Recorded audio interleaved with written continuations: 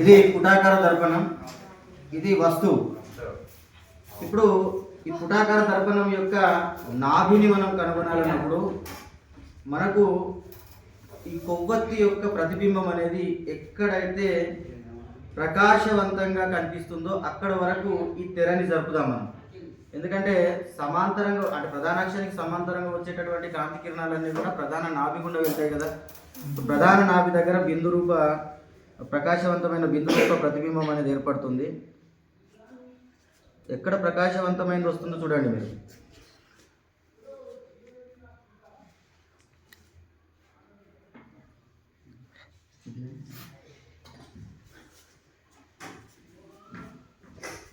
ఇక్కడ ప్రకాశవంతంగా కనిపిస్తుంది కదా, చూడండి.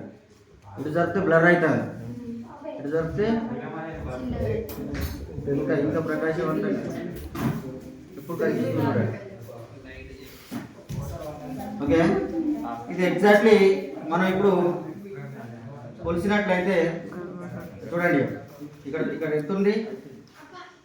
15 సెంటీమీటర్లు ఉంది. ఎంత ఉన్నది? అంటే మనం తీసుకున్నటువంటి పుటాకార దర్పణం యొక్క నాభ్యంతరం ఎంత? 15 సెంటీమీటర్. ఇప్పుడు ఈ నాభ్యంతరం ఇది అంటే ఎన్ని సెంటీమీటర్ దూరంలో వక్రత కేంద్రం ఉంటుంది?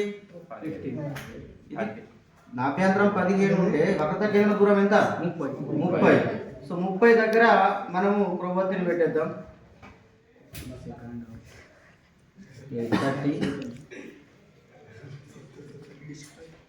30 దగ్గర జరుపుతున్నాం.